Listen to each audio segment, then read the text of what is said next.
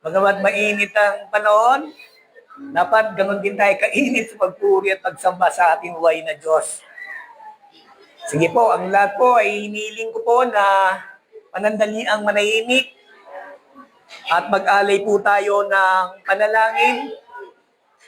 panalangin ng pagsisisi. So, tayo po ay maglaan ng ilang segundo, minuto. Tayo po ay manalangin, hilingin po natin sa Panginoon ang pagtatama sa ating mga puso. Sige po, tayo po ay manalangin.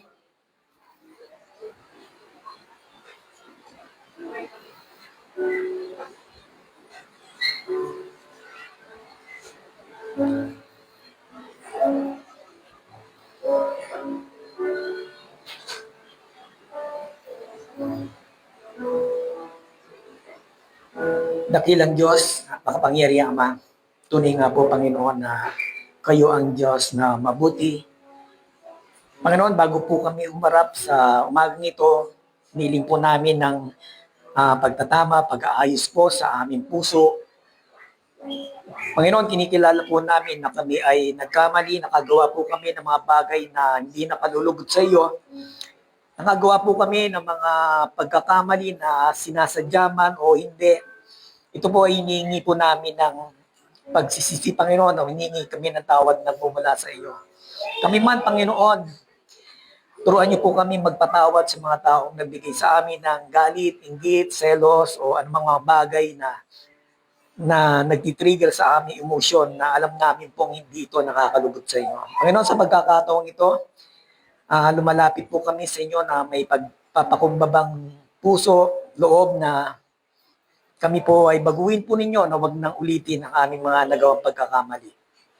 Dahil alam po namin, Panginoon, kayo ang Diyos na puno ng mercy, Panginoon.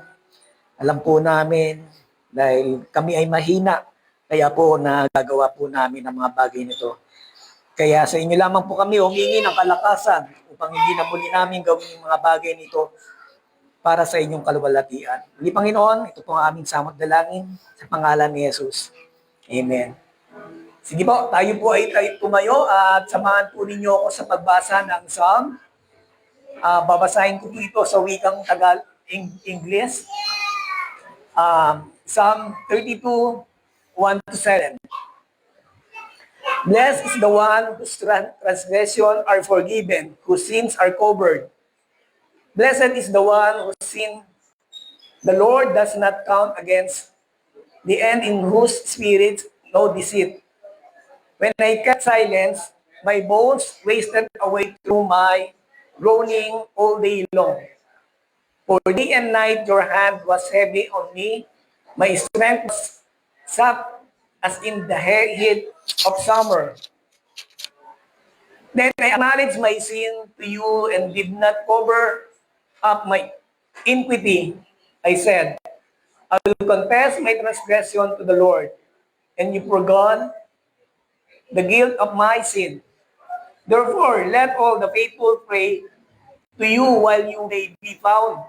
Surely the rising of the mighty waters will not reach them. You are my hiding place. You will protect me from trouble and surround me with songs of deliverance. Tayo po'y manalangin. Dakilang Diyos, tunay nga po kayo ang Diyos na dakila, makapangyarihan. Panginoon, sa sandaling ito, itinataas po namin ang aming gawain na iniling po namin ang iyong presensya. Pupusin niyo po kami ng iyong mga espiritu. Salamat po, Panginoon, sa buhay ng praise and worship team. I-bless niyo po sila. Salamat po sa effort at sa kanilang ministry, sa pamamagitan ng pag-awit ng mga Panginoon.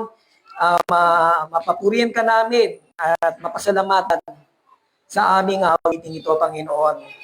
Dalangin po namin, Panginoon, i-lead nila kami, i-guide nila kami sa pagpuri at pagsamba sa inyo sa pamamagitan ng pag-awit.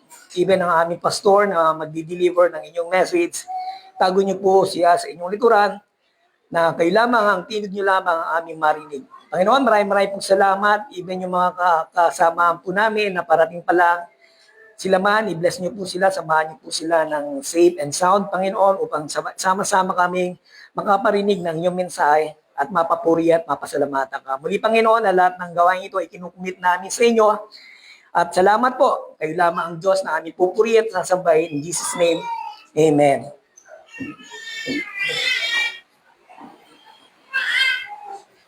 Yan po sa ating lahat. Isa pong malakas na palakpak muli sa ating Diyos. Sa morning po sa atin. Ayan, amen and amen, Lord God. Today, ngayong umaga pong ito, let us remember, tayo ay nalayo sa Diyos because of sin. But indeed, God moved to bring us back to Him. Hindi dahil sa ginawa natin, kundi dahil sa Kanyang grace, sa Kanyang grasya. So let us celebrate the grace that reconciled us to God this morning. Amen and amen.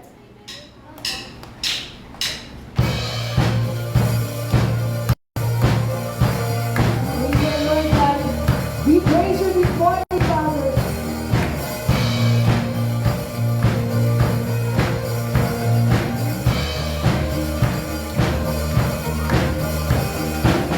You is the power of sin and darkness, whose love is mighty and so much stronger. The King of glory, the King above all kings. Amen, Lord God. Who shakes the whole earth with holy thunder, and makes us breathless and go and wonder. The King of glory, the King above all kings. This is amazing grace. This is amazing grace. That you would take my place, that you would bear my cross. You laid down your life, that I would be set free. Oh, Jesus, I thank for all that you done for me. And Father, praise you, God. I'm grateful, God. Who brings our chaos back into order? Who makes it your fun, son and daughter? King of glory, the King above all days. Who lives in nations, with truth and justice, shines like the sun in all of its brilliance. The King of glory, the King above all things. This is amazing grace. This is amazing love, that you would take my place, that you would bear my cross. You laid down your life, that I would be set free. Oh, Jesus, I thank you for all that you've done for me.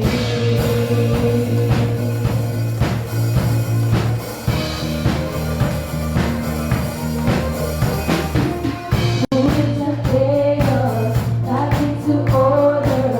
Who makes the orphan a son and daughter? The King of glory, the King above all praise. Who rules the nations with truth and justice?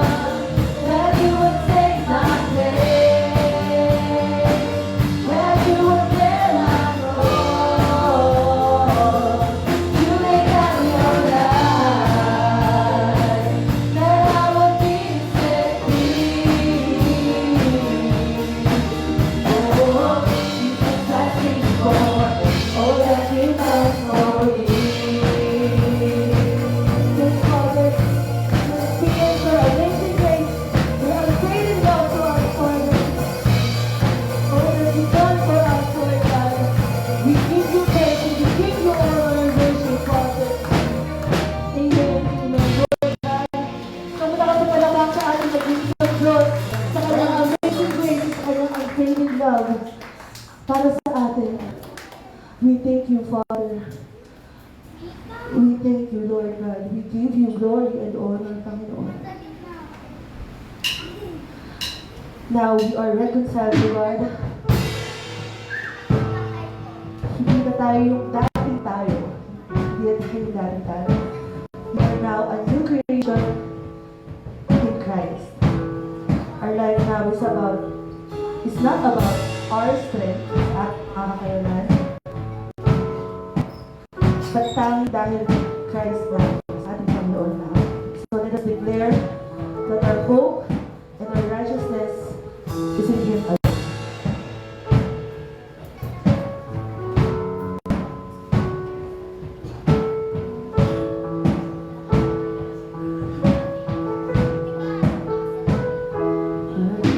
So praise is Jesus my Redeemer. There is no more for heaven now to be. He is my joy, my righteousness and freedom, my steadfast love, my deep and boundless peace. To this I know, my hope is only Jesus. For my life is pouring out to peace. Oh, how sweet and divine, I can sing all is mine and my life but to Christ in me.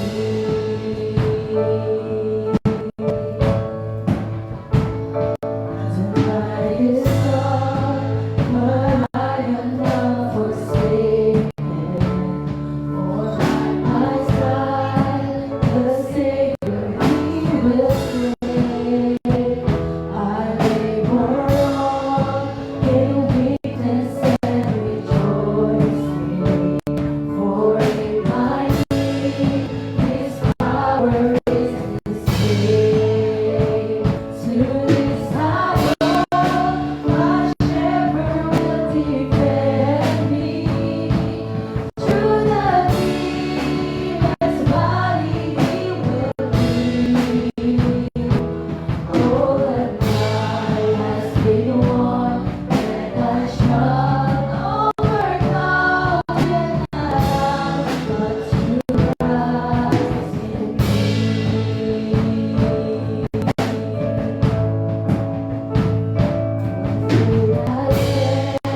I know I am forgiven.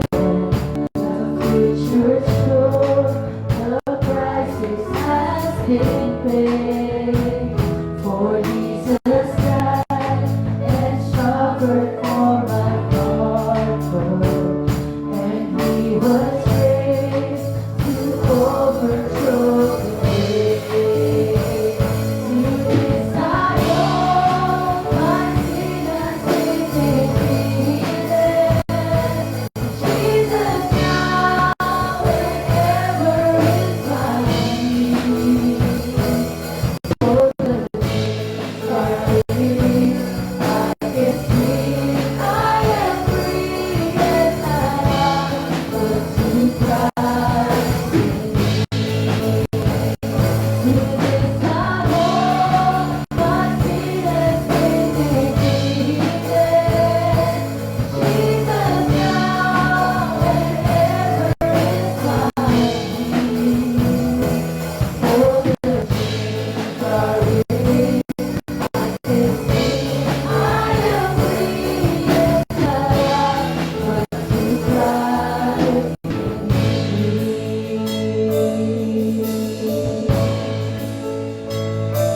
With every day, I long to follow Jesus. For He has said that He will bring me home. And day by day, I know He will reveal me until I stand with joy before the throne. To this I know, my hope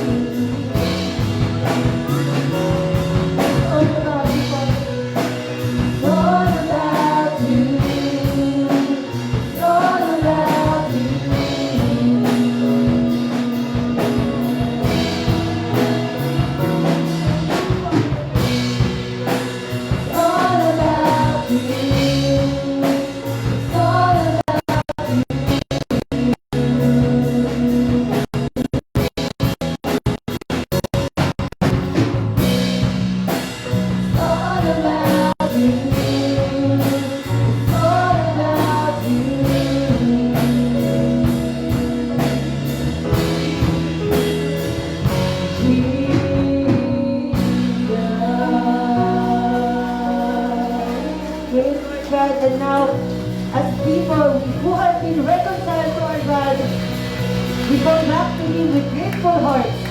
Our relationship has been restored. Let us worship Him this morning from our heart. Amen, amen. Palapakan po natin ang ating Diyos sa buhay. Amen, Father. Amen, Lord God. Amen, Lord.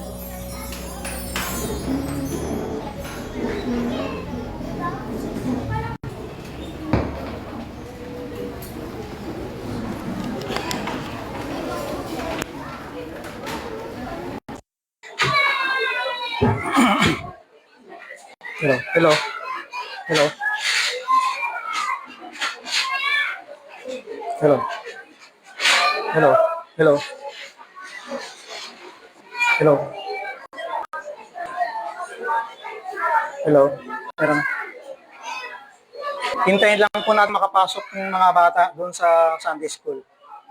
Meron, meron ba ako?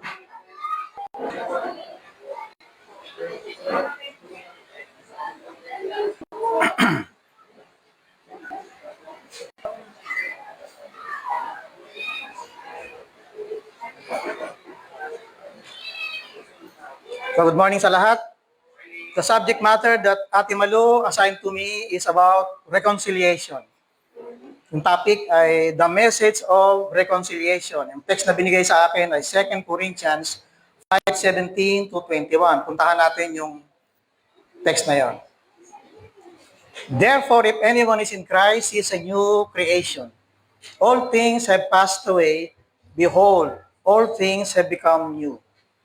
Now all things are of God, who has reconciled us to himself through Jesus Christ and has given us the ministry of reconciliation.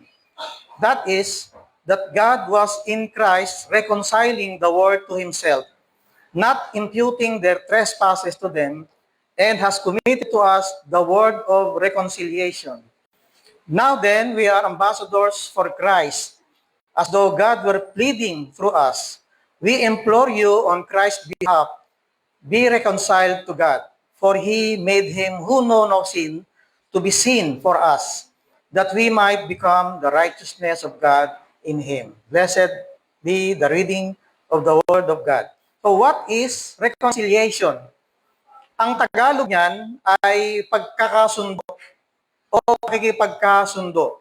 Magkaiba yan doon sa salitang kasunduan. Sa atin sa Reformed Doctrine, madalas natin ginagamit yung salitang tipan o covenant. Yung Tagalog ng kasunduan, agreement sa dalawang partido. Ang pagkakasundo o reconciliation ay pagbabati ng dalawang tao o partido na nagkagalit.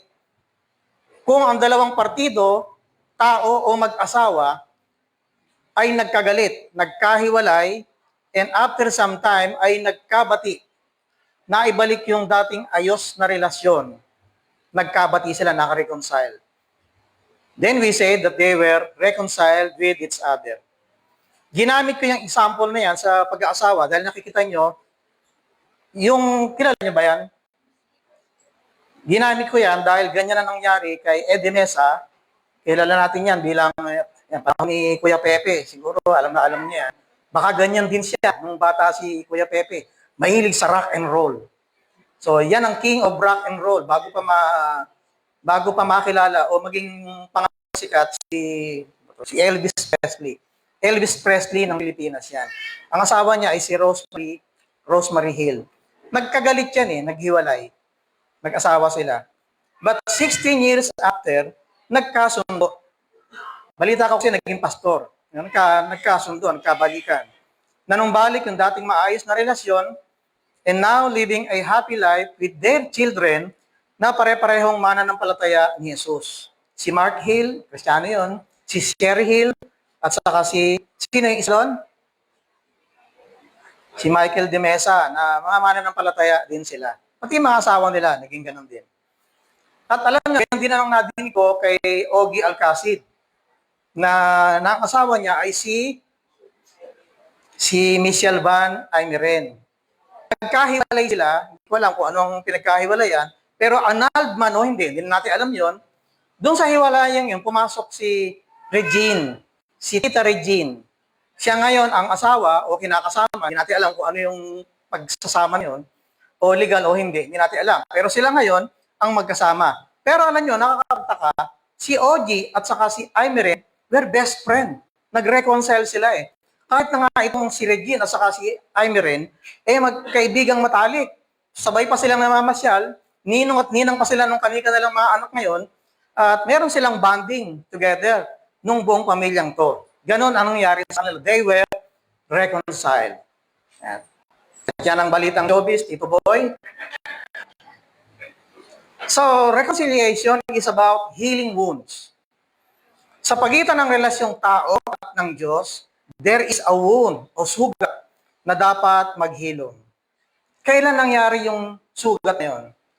Nang pumasok ang kasalanan sa tao. Ang Diyos, hindi na-open. Ang Diyos ang na-open. Tayo yung gumawa ng pagkakasala, na-offend natin ang Diyos. Kaya dahil doon, nahiwalay ang Diyos sa tao. Kaya dapat manumbalik yung nasirang relasyon na yon. Sa papaanong paraan ito maibabalik? Ang sagot dyan, we have to have peace with God through reconciliation. Pagbabalik o pag-uugnay na muli, pakikipagkasundo. But here is the good news. Ang good news ay, the Bible teaches us that man was reconciled with God. Past tense, na-reconciled na with God. Yung nasirang relasyon na yon, ngayon ay nanumbalik at naibalik tayo sa dating harmonious relationship with God. And now we have peace with God. How and what and who, yan ang pag-uusapan natin sa ating pag-aaral about reconciliation. So ano ang mensahe ng reconciliation? What is the message of reconciliation? The first one is that it was Christ's initiative that we were reconciled with God. Makikita natin yan sa verse 18. Pero sagutin muna natin ito. This first point answers the question who. Who is the one responsible for bringing us back to God? 18. O magsimula tayo sa 17. Therefore, if anyone is in Christ, he is a new creation. All things have passed away. Behold, all things have become new. Now all things are of God who has reconciled us to himself through Jesus Christ and has given us the ministry of reconciliation. So kung paano naibalik ang nasirang relasyon niya sa Diyos, ang nag-initiate niyan ay si Jesus. Bakit niya kailangan gawin yon? Yung pag-i-initiate, yung hakbang na yon. Hindi ba pwedeng ang tao na lang ang lumapit sa Diyos at makipagkasundo? So, para sagutin natin yan, kunin muna natin sa pasimula, yung original, yung history ng pasimula, kung ano nangyari doon sa creation story sa Genesis. Before sin entered into the world, ang tao at ang Diyos ay mayroong harmonious relationship. Sa inyo na mga mahilig nag-share ng gospel sa mga tao, yan lagi ang simula eh. Yung tao at ang Diyos mayroong harmonious relationship. Kasi yun naman totoo. Simula nung umpisa, sa creation story, ang Diyos at ang tao, ang tinutukoy natin na si Eva at si Adan, mayroong harmonious relationship yon. Ayos ang relasyon nila. Malayang nakikipag-usap ang tao at ang Diyos din naman sa kanila, sa mga tao. Nakikipag-usap, nakikifellowship, malaya. Magagawa nilang lahat yon. Walang kahit na anong hadlang sa malalim na relasyon sa pagitan ng Diyos at ng tao. Kaya lang, hanggang sa pumasok ang kasalanan sa tao, ang tao ay nakagawa ng pagsuway sa Diyos. Sabi ng Biblia, mula noon ay nahiwalay ang tao sa Diyos. Pakita nga natin yung yan. Nahiwalay ang tao sa Diyos. Sa Isaiah 59:2, ganito ang binabanggit eh. But your iniquities have separated you from your God. Your sins have hidden his face from you so that he will not hear. And because our iniquities, yung kasalanan, have separated us from our God, maraming naging resulta ito as a consequence. Hindi na tayo maaaring lumapit sa Diyos. Kaya kung tinatanong natin kanina, bakit hindi nilang tao ang lumapit sa Diyos? Hindi maaari yun. Hindi na po pwede yun. Hindi tayo pwedeng makipag-usap sa Diyos o manalangin man lang Dahil kahit na anong tangka na gawin ng tao para mailapit o maiugnay sa Diyos, sarado ang kanyang mukha para sa tao o para sa atin. Hindi na yun pwedeng mangyari. At alam niyo ba kung anong katumbas nun? Kapag we were separated from God, eternally ang katumbas nun, eternal separation from God. Ano ang ibig sabihin ng eternal separation? Habang buhay nating hindi makakasama ang Diyos. At dahil pagkatapos nating mamatay dito sa daigdig, ang hahantungan natin ay impyerno. Lahat tayo doon pupunta. Nakita natin yung impyerno. Yan, diyan tayo pupunta. Kasi separated tayo from God. Eternal yung katumbas noon. So dito sa lupa, kahit mamatay ka, hindi mo rin pwedeng makasama ang Diyos. Isa ka dadalhin sa impyerno. So, ang tanging solusyon lang dyan para makaiwas ang tao sa ganyang consequence ay through reconciliation o pakikipagsundo o pakikipagkasundo ng tao sa Diyos.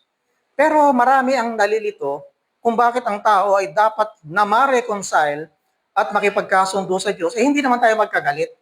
Yung binanggit ko kanina, mga magkagalit yun na na-reconcile. Pero bakit tayo ganon? Hindi naman tayo galit. Ang totoo nun, sabi ng Biblia, ang Diyos ay mahal na mahal ang tao. John 3:16. Mahal na mahal ang Diyos ang tao. Tama yon, mahal ng Diyos ang tao, pero hindi yan nangangahulugan na tatanggapin na tayo sa langit kapag tayo ay namatay. Hindi pwedeng mangyari yon. Ang dahilan niyan, yung galit o yung galit ng Diyos ay hindi naaapis.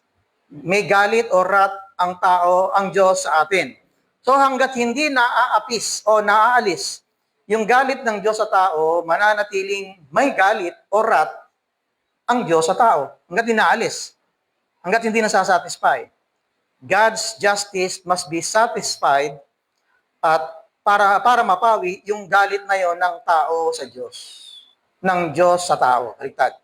Yung inis, yung galit, yung pagkasuya ng Diyos sa tao dapat naalis. Na mangyayari lang yon kung mapaparusahan yung kasalanan ng tao. So, kung ako at ikaw mamamatay, dadalhin tayo sa impyerno, binabayaran na natin doon yung kasalanan natin. Doon tayo nagbabayad. In that way, yung wrath o yung galit ng Diyos ay naapis. Yung justice ng Diyos ay nasasatisfy. Doon pa lang mangyayari yon. Kaya anong natitira sa atin? Wala. Kahit nagawin mo lahat ang pinakamagandang paraan na maaaring alam mo ang gawin para dito sa lupa ay mamatay ka, makarating ka sa langit, hindi pwede yun. Kasi hindi napapawi, hindi naaapis yung galit ng Diyos. Para maalis yun, kailangan maparusahan ka at ako sa kasalanan. Pero alam mo, may isa bang paraan para masatisfy yung justice ng Diyos at yung kanyang wrath ay maalis, mapawi. Ano yun? Yung merong somebody na magbabayad ng kasalanan mo at kasalanan ko at yung somebody na yon ay dapat walang kasalanan. Of course, alam niyo kung sino yon? Yan si Jesus. Si Jesus, sa pamagitan ng kanyang voluntaryong kamatayan sa krus, binayaran niya ang parusang dapat sana ay sa iyo at sa akin. Sa pamamagitan ng kanyang pag-alay ng buhay doon sa krus, tayo na makasalanan ay nakipagkasundo o nai-reconcile with God. And now we have peace with God. Yung dating nasirang relasyon natin sa Diyos ay naayos. Kaya maaari na tayong makalapit. Maaari na tayong makapanalangin at makipag-fellowship sa Diyos na banal. Banal siya, tayo hindi, pero tayo ay na-reconcile, kaya pwede nang mangyari ngayon yon. Ano nga uli ang dahilan kung bakit ginawa yun ni Jesus? Sabi niya sa 1 Peter 3:8, "For Christ also suffered once for sins, the righteous for the unrighteous, to bring you to God." Ma-reconcile ka sa Diyos.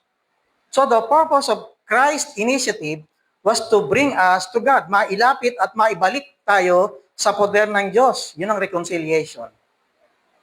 So, bagamat nagawa na niyang mag-alay ng kanyang buhay para maiugnay tayo sa Diyos, ito ngayon ang medyo catch.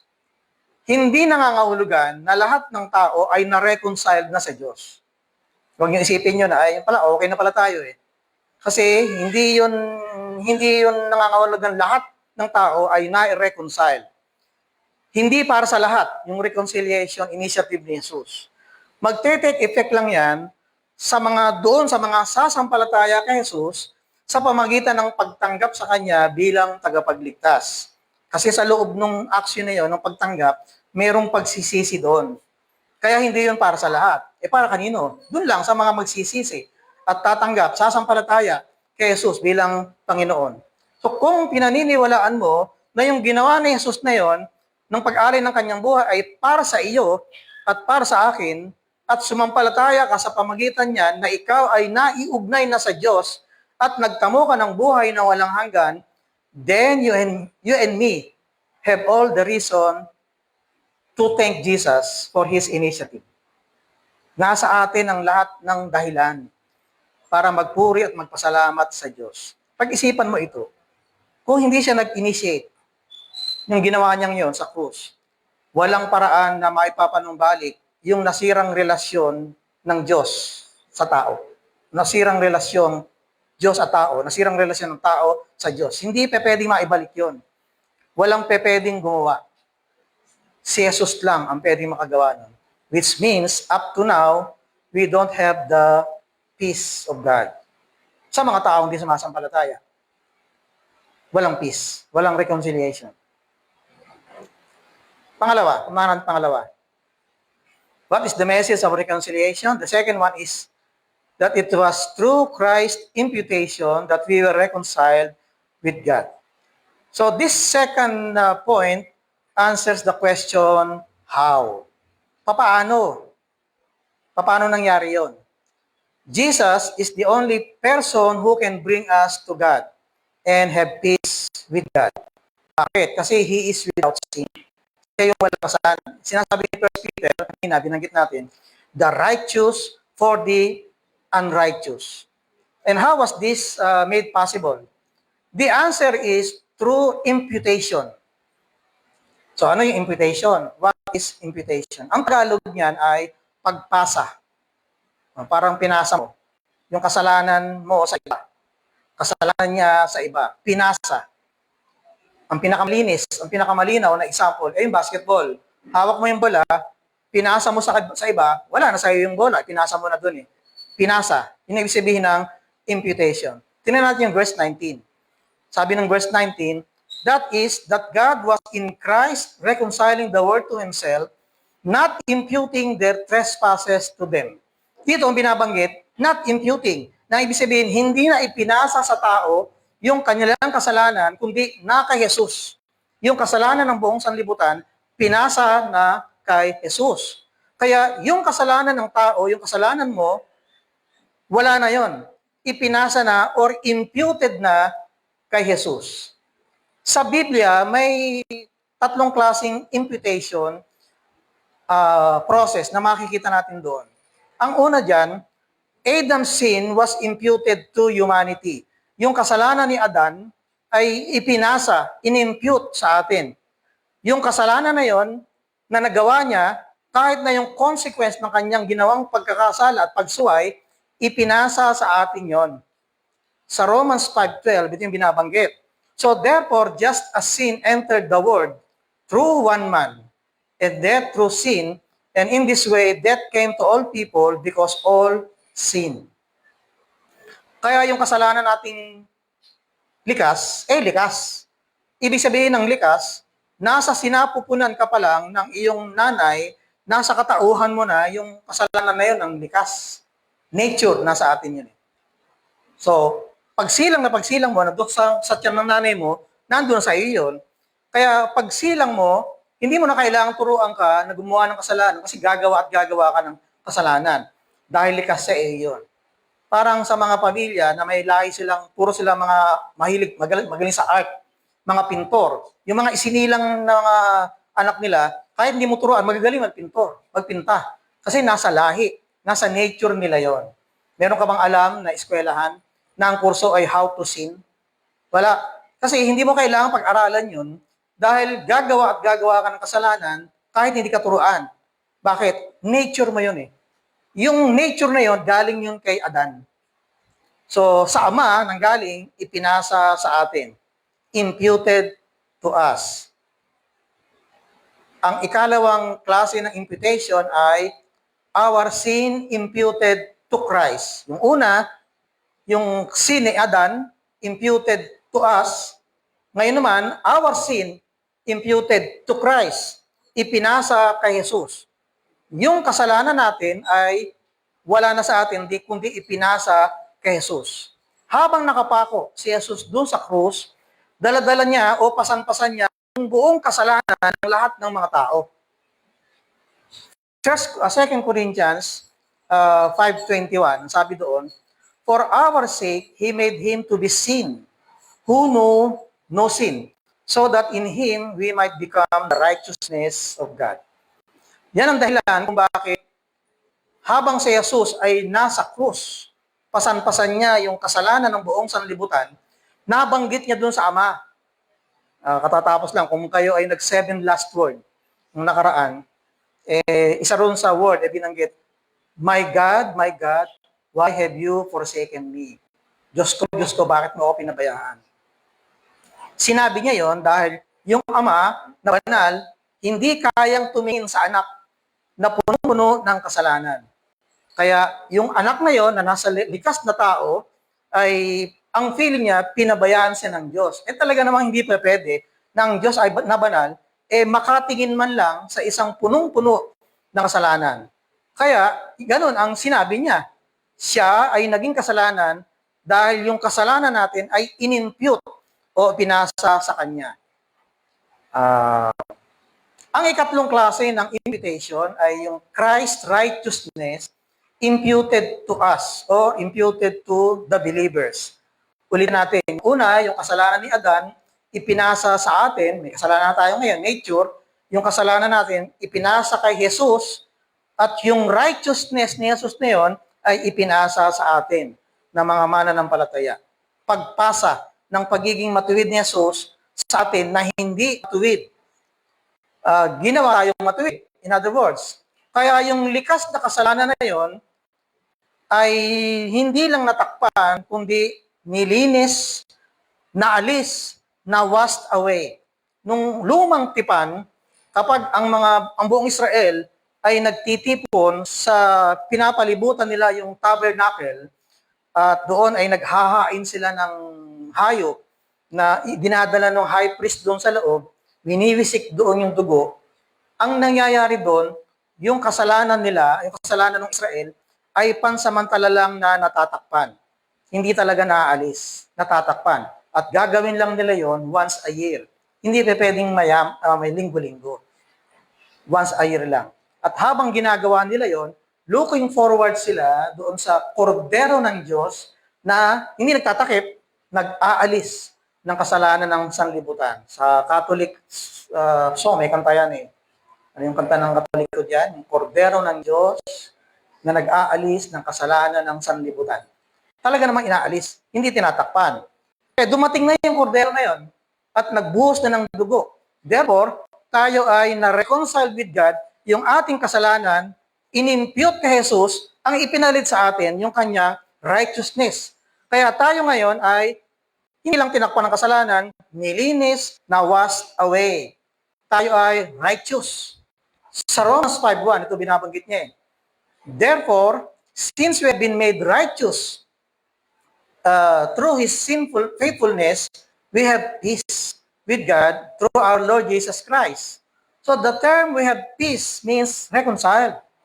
Tayo ay nakipagkasundo sa Diyos. At yan ang dahilan kung bakit kapag titingin sa iyo ang Ama, Diyos Ama, titingin sa iyo, hindi makikita yung kasalanan mo. Ang makikita niya sa iyo ay yung righteousness ni Jesus na inimpute sa iyo. Tayo ay completely walang kasalanan. Wala siyang makikitang kasalanan sa atin because we are righteous. Yung righteousness ni Jesus ang nasa sa atin.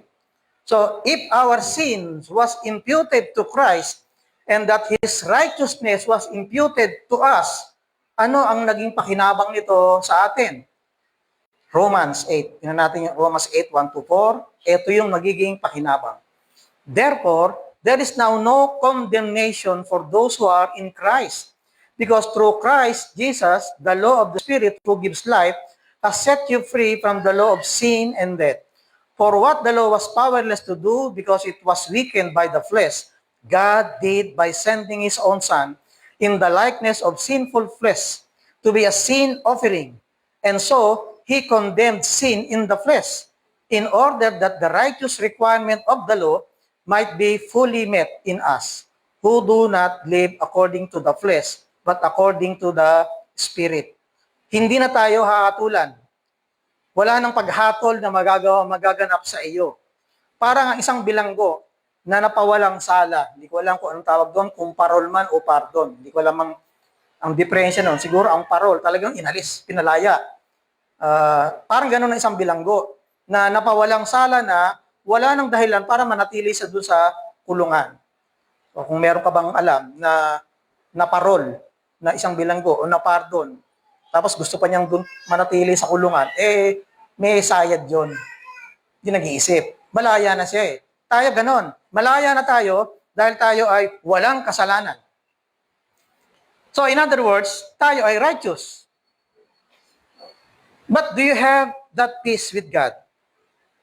May pakiramdam ka ba na hanggang ngayon ay punong-puno ka ng kasalanan? Parang bigat na bigat ka pa rin dahil meron kang kasalanan? Meron ka bang pakiramdam na gano'n? Kahit na sinasabi ng lesson na tayo ay na-reconciled with God, meron ka bang iniisip na parang nararamdaman na sa iyong buhay parang mabigat?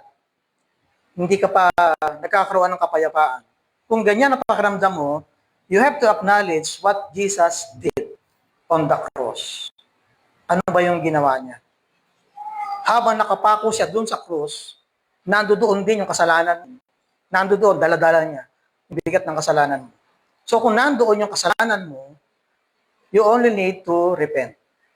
Kailangan mo magsisi. Repent of your sins and ask Jesus to come into your life para mapawi yung bigat na nararamdaman mo. So sa ganung paraan, makakaramdam ka ng peace na kahit kailan hindi mo pa nararamdaman. Yun ang kapayapaan. At yung kapayapaan na yun ay reconciliation with God. Pakikipag-ugnay o pakikipagkasundo sa Diyos. Let's go to the third point. Anong sinasabi ng third point sa atin? What is the message of reconciliation? That it was Christ's imploration that we should reconcile to God. The third point answers the question, what? Since our sin was imputed to Christ, and that in the eyes of God, we were righteous, ibig sabihin, without sin. Now what? Ano ngayon? That needs to be sustained. Kailangan manatili yon. Ang pakiusap o pagsusumamo ni Jesus sa atin ay mamuhay na tayo na parang tayo nga ay ganap ng naiugnay sa Diyos. Ano ibig sabihin nun? Let's look at verse 20. Now then, we are ambassadors for Christ, as though God were pleading through us. We implore you on Christ's behalf, be reconciled to God. Ano sa tingin nyo ang sinasabi o ibig sabihin ng verse 20 kung bakit sinasabi pang be reconciled to God? Na-reconciled na nga tayo. Yung nga pinag-uusapan natin kanina pa. Bakit sinasabi pa sa verse 20 na be reconciled? Kasi yan ay pakiusap. Yan ay pagsusumamo. Yan ay plead. Yan ay imploration na sinasabing mamuhay na tayo na talagang nakaugnay na tayo sa Diyos. Reconciled. Kung nakaugnay ka na sa Diyos, iba na ang klase ng buhay mo. Nang buhay mo ngayon, hindi na gaya ng dati na nung hiwalay ka pa sa Diyos, malaya mo nagagawa ang kahit na yung pagsalangsang, kahit na kasalanan, ginagawa mo yon. Hiwalay ka nga sa Diyos eh. Ngayon, naibalik ka na, naiugnay ka na, huwag ka na bumalik doon. Ang imploration niya ay manatili kang nakaugnay, manatili kang nakakonect sa Diyos. So kung ginawa tayong matuwid ng Diyos, ang sinasabi niya, mamuhay kayo ng matuwid. Hindi kalikuan. Iwaksi yung dating buhay na masama, itama yung dating ugaling masama, at talikdan yung dating gawaing masama. We were not only reconciled to God to be saved. Hindi lang yun ang ibig sabihin nun na-reconcile ka sa Diyos, meron kang eternal life. Hindi lang doon natatapos yon. By being reconciled with God, we have become ambassadors for Christ, nandun sa taas. Naging representative tayo ni Jesus dito sa lupa. So, we represent Christ who is righteous in this world that is sinful. Representative tayo doon. Kung dala-dala mo pa din yung buhay na masama hanggang ngayon, na na-reconcile ka na sa Diyos, yung dating ugali mo masama, nandyan pa rin, at yung dating gawain mong masama, nandyan pa rin, paano mo mare-represent ang isang taong matuwid gaya ni Jesus? Hindi mo magagawa yon. So, Christ is imploring us to live a life of righteousness. Buhay na matuwid. Hindi na tayo gaya ng nasa mundo na paulit-ulit at gumagawa ng kasalanan. Bagamat meron tayong pagkakasala paminsan-minsan, mamuhay tayo nung matuwid na pamumuhay. So, becoming a born-again Christian demands commitment. Ano ang dinidemand? Kung halimbawa, meron kang close friend, kaibigan kayo, talagang malapit kayo sa isa't isa, pero nagkagalit kayo magkaibigan. But after some time, ay nagkabati kayo, paano mo siya pakikitunguhan uli? I'm sure meron kayong naging ganyang karanasan. Best friend mo, magkabati kayo, nagkagalit, at nagkabati. Paano ngayon ang relasyon niyo? I'm sure may konting pakiramdaman yan eh. May konting plastikan dyan. Ang sagot natin dyan, hindi na kayo kagaya ng dati. Sana hindi nga ganun. Kasi pagka hindi, parang plastic kayo pare-pareho kasi pareho kayong nakikiramdam. So kung totoo ang ipinapakita mo sa kanya nung una, yun pa rin ang ipapakita mo sa kanya dahil kayo ay nagkasundo na. So sa pagitan ninyong dalawa, dapat may peace. Ikaw at siya nagkasundo, that is called peace or reconciliation. Ano ang dinidemand sa atin nung naging born again ka na? Anong hinihingi noon? Ang sabi rito, i-sustain mo yon. Yung pagkikipag-ugnay mo sa Diyos, dapat masustain. Ano rin ang ibig sabihin? To sustain means yung devotion mo sa Panginoon, nandoon. Bumalik ka sa quiet time. Nasira yun eh. Magbasa ka ng Biblia uli. Paulit-ulit kang mag-pray. Manalangin ka na manalangin. Habang ginagawa mo yon, yung devotion na yon, naibalik mo yung relasyon at na-sustain mo yung relasyon mo sa Diyos. And then, saka mo gawin yung paglilingkod mo sa kanyang ministeryo. Ang pinakamahalaga, yung buhay mo ay nakaugnay sa kanya. Inugnay na yon, pero nasusustain at patuloy mong pinagpapatuloy yung buhay na patuloy. So, in conclusion, let me conclude by going back to the first verse 17 sa ating text kanina. Ang sabi doon, therefore, if anyone is in Christ, he is a new creation. All things have passed away. Behold, all things have become new. The term new creation, hindi tumutukoy sa iyo lang nung naging mananampalataya ka. Pag sinabi ng Biblia na the new creation, or if anyone is in Christ, he is a new creation, it also refers to the new creation nung Genesis 1. When God created the heavens and the earth, nung ginawa ng Diyos yun ang new creation.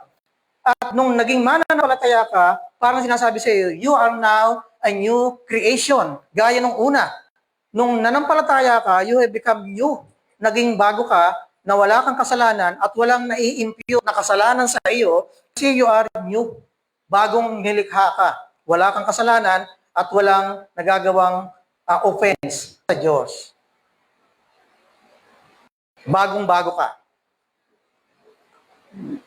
Gaya ng laptop na ito, alam nyo, bago lang ito eh. The other day lang ito binili. Bakit bumili? Ninakawan po kami sa bahay, pinasok kami ng magnanakaw, kinuha yung 3 laptop doon. Nandoon yung mga sermon ko sa laptop na yun eh. Nawala na yun. Yung 3 laptop, pati 3 mga wristwatch na medyo may kamahalan din yung nasa anak ko. Pati yung pera ko sa bag ko, walang itinira. So ako naman, medyo nahuhuli ako sa technology. Hindi ako sanay dito. Humihingi nga sa akin si Ezra ng ano ba yung hiningi? Itong message, hindi ko ma-send. Hindi pa ako sanay. So, pero bago ito. The point is, bago ito, wala pa siyang virus, hindi pa siya mabagal, wala pa siyang dumi. Ang katulad nito ay ikaw. Sabi nung verse 17, if anyone or if you are in Christ, you are a new creation. Going back to the Genesis 1:1. Ikaw ay bagong nilalang. Wala kang kasalanan, walang bahid ng kahit ano. So imagine kung paano ka naging bago nung sumampalataya ka, ganun ka kabago nung nakipagkasundo sa iyo o na ikaw nakipagkasundo kay Jesus o nung na-reconcile ka. And that is what the message of what it means to be reconciled with God. So this is the message of reconciliation. Let us summarize kung ano na yung tinalakay natin sa umagang ito. What is the message of reconciliation? That it was Christ's initiative that we were reconciled with God. The second one is that it was through Christ's imputation that we were reconciled with God. The third one is that it was Christ's imploration that we should reconcile to God. Let's pray. Panginoon namin, salamat sa iyo sa nakakamanghang paraan na ginawa mo kung paano kami maipapanumbalik sa iyo. Kung tutuusin, dito sa lupa, ang lahat ng tao ay may kanya-kanyang paraan. In fact, lahat ng klase ng paraan ginagawa ng tao para ma-reconcile lamang sa iyo. Pagpapakabuti, pagsasaayos ng behavior, pagsimba linggo-linggo, sundin ang lahat ng tradisyon, at pwedeng aniban ang lahat ng mga simbahan sa daigdig hanggat makakaya. Pero hindi ito ang nakapagre-reconcile sa amin sa iyo. Ang makagawa lang ng Panginoon ay ang pagbubuwis ng buhay ng aming Panginoong Hesus doon sa krus ng Kalbaryo na siyang walang kasalanan. Salamat po, Panginoon, sapagkat sa ganyang initiative ni Jesus, kami ay makakaasang dadating ang panahon, dadalhin mo kami sa langit. Pero kami ay nananalangin at humihiling sa iyo na habang kami ay wala pa doon sa langit, tulungan mo kami na ang buhay namin dito sa lupa ay para bang totoong nakaugnay kami sa iyo. Ibalik namin yung dati naming ginagawa na dumating ang panahon na para bang nawala. Sa aming pagbabalik sa mundo ng kasalanan, nawala sa amin yung fellowship, nawala sa amin yung Bible reading, yung devotion, quiet time, prayer, maging ang pagpunta sa mga pananambahang katulad dito. Kung kami po ay sumampalataya na at naniniwalang ang buhay mo ay hawak namin at kami ay nasa iyo, tulungan mo kami na masustain yung ganong mga relasyon na kami ay malapit sa iyo. Patnubayan mo ang aming pamumuhay sa daigdig. Patnubayan mo ang aming paglilingkod sa iyo. Maraming salamat po sa iyong pagpapakasakit alang-alang sa amin. Itong aming panalangin sa pangalan ni Jesus. Amen.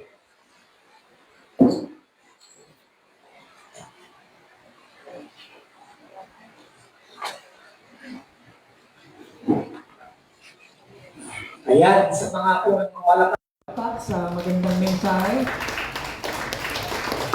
Ang word for the day is sustain. Yan, tama nga po. I-sustain po natin ang ating pagiging new creation. Po, tayo po itadako na sa ilang mga announcement. Bago tayo sa... Patiin po muna natin ang ating mga kapatid na magse-celebrate ng kanilang birthday.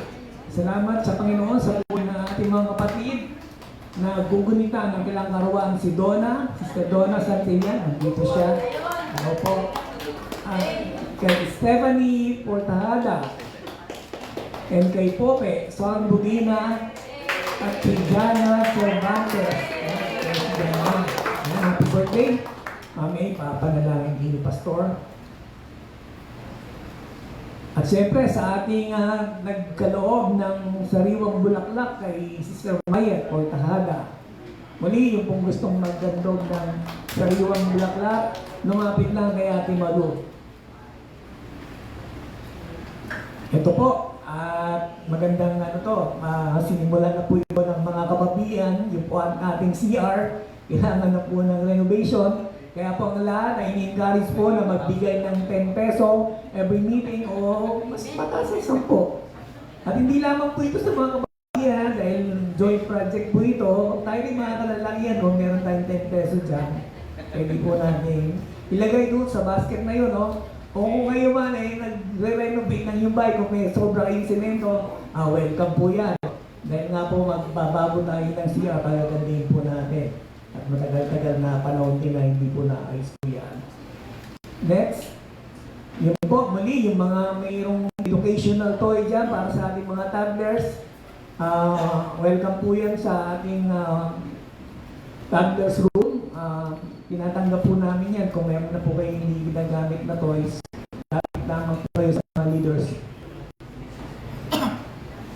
Ayan po, ito po yung hinihintay natin, no? Sa Friday na po ito, ang lahat po inaanayan na sama-sama po tayong magtampisaw dahil sa init ng panahon, enjoy po natin yung moment na yon. At may sasabihin po si Sister Casey, tama?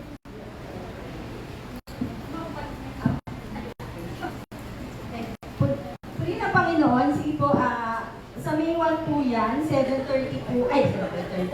8 o'clock po tayo magkikita-kita po. Ito pala yan. Magpalista po kayo sa akin ngayon para po malaman natin kung ilan po tayo makakasama doon po sa ating venue. Tapos po, nasabi naman yata ni, okay na yan, nandiyan dyan yun, 100 pesos po para sa adult and 50 pesos po sa kids. Magbaon po kayo para mag-share. Magbaon po kayo para mabigyan niyo po ako. Hindi. Salamat sa Panginoon. Sige po, magpalista po kayo sa akin. Kahit po yung mga bata, palista niyo po para at least alam natin kung ilan po tayo lahat. Thank you po. Okay, karagdagan po, yung hindi po nakakalam ng lugar, makipag-ugnayan lamang po kay Sister Tracy. Bagamat ito ay pang ilang beses na po natin pinupuntahan itong lugar, kaisada na ito ng karamihan. But still, yung mga hindi po nakakaalam, kay Brother Google, i-search lang po yung Addis Resort. Kaya makipag-ugnayan po kayo kay Sister Daisy para sa sketch. Okay? Sige po, yan po, tulad ng sinabi kanina ni Pastor, para masustain po yung ating relasyon sa ating Panginoon, makipag-engage po tayo sa ating mga gawain na patuloy po natin ginagawa. Ang prayer meeting po every Thursday, at tunay nga po ang Panginoon ay napakabuti, tumutugon siya sa ating mga panalangin. Praise God! Amen! Yan po yung Bible study natin. Ganun din po, every Tuesday po yan sa place ni Sister Cherry Austria sa kanyang resto. 5 p.m. po yan. Onwards po. At doon po sa mga naghahangad na bisitahin ni Pastor, kasama ng mga ilang leader, ay mag-ugnayan lamang po sa amin para sa scheduling po ng visitation. Para maipanalangin po, simpleng fellowship, at kamustahan po. Yun po, ang layunin po ng visitation na yan. Ito po yung ilang pagbabago sa ilang gawain ng mga kababaihan at mga kalalakihan. Nagkasundo po ang mga men dahil Sunday na po ang availability ng mga katatayan natin. After po yan, ng first Sunday of every month. So, this coming first Sunday ng May, meron po tayong fellowship. Habang ang mga katatayan, kalalakihan ay nagpe-fellowship kasama si Pastor. Yung mga wife nila, retain po, hintayin po nila. At yun na rin po yung pinaka-fellowship nila. Instead na yung every last Sunday. So gagawin na po, sabay na po yan, yung men's and ladies, ang servants of Christ. Yan po, itong lang naman po, saglit lamang po ito. Siguro mahaba na po yung 30 to 40 minutes po para sa ating fellowship po. Anyway, once a month lang naman po yan. Ganun din po ang youth, every third Sunday of the month after service naman po yan. At ito, muli, paulit-ulit namin pinapaalalanan kayo na bisitahin po ninyo ang ating Facebook page, ang Palmera Spring Christian Church. Ganun din po ang youth, meron din po yan para sa mga update at sa mga Bible verses encouragement. At yung review ng ating message, pwede po ninyo muling panoorin yan sa ating Facebook page, ang Palmera Christian Church. Sige po, tayo bibigyan ko na sa ating tithes and offering.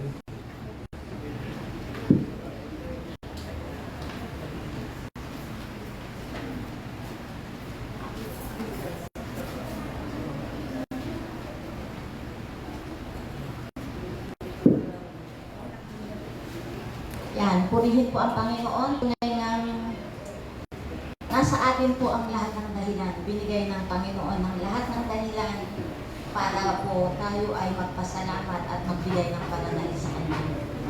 Tunay nga na napakabuti ng ating Panginoon. Amen po ba yun? Na yung righteousness niya, binigay niya sa atin upang tayo ay maging katanggap-tanggap, no? Sa ating Diyos sa pamagitan ng ating Panginoon Jesus. At dadako po tayo sa ating pagkakaloob. Simayin po ulit, no? Sabi ng Panginoon, mahal niya yung nagbibigay ng may kagalakan. So tayo po ay patuloy na magkaloob sa ating Panginoon.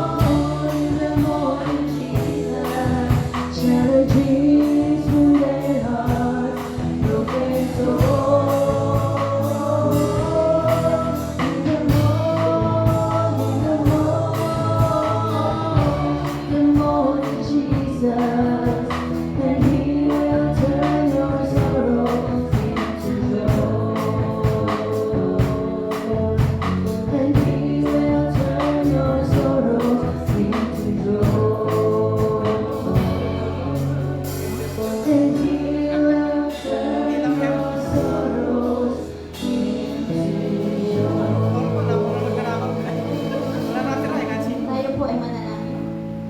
Ama naming Diyos, marami pong salamat sa inyo.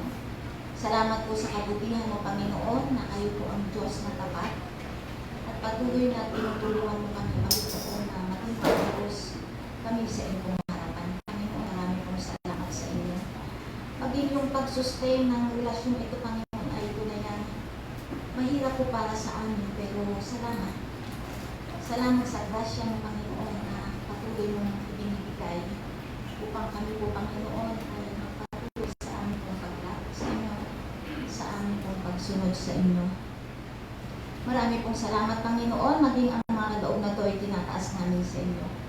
Ito po ay kapahayagan, Panginoon, ng aming pong pagmamahal sa inyo, Panginoon, kung paano mo binibigay, kung paano mo kami sinusustain sa araw-araw naming buhay. Maraming salamat po, Panginoon. Naway patuloy niyo po itong pagpalain, maging kasapatan, Panginoon, sa pangailangan ng iyong iglesia at magamit mo rin ang iyong iglesia ng Palmera para makatulong sa iba. Salamat po muli, pinupuli ka namin, niluluwalhati ka namin in Jesus' name. Amen and amen. Thank you.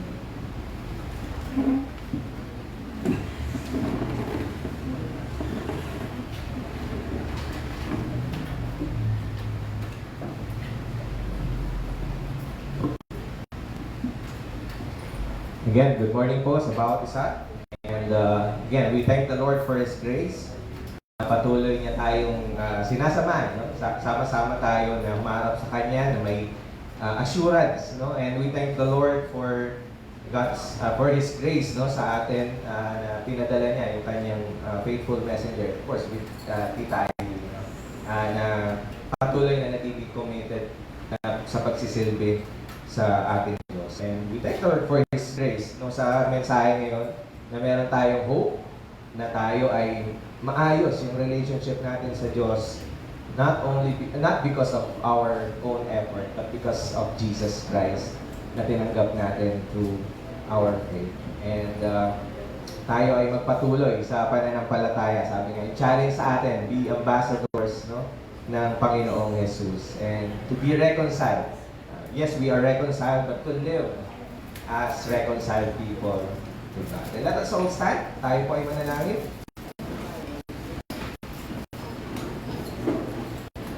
Heavenly Father, again, we thank you and we honor you sa kabutihan mo sa inyong iglesia. Maraming salamat sa mensahe mo through your servant na patuloy na nagpapaalala sa amin ng pag-asa, ng pagkakasundo, ng maayos na relationship na nasira because of sin. Thank you, Lord, because merong hope na-remind kami that only through Jesus and by our faith na tinanggap siya bilang aming Panginoon at tagapagligtas, kami ay may pag-asa na manumbalik sa isang ganap na relasyon sa inyo. And we thank you, O Lord, because we know na ito ay because of your grace lamang. And we pray na ito ay mag-motivate sa amin to live para sa inyo, to live as reconciled people, sabi nga ni Pastor. We pray na kayo po patuloy na kumilos sa aming buhay, that we can also share yung hope na ito, yung hope of reconciliation, yung message ng reconciliation sa ibang mga tao.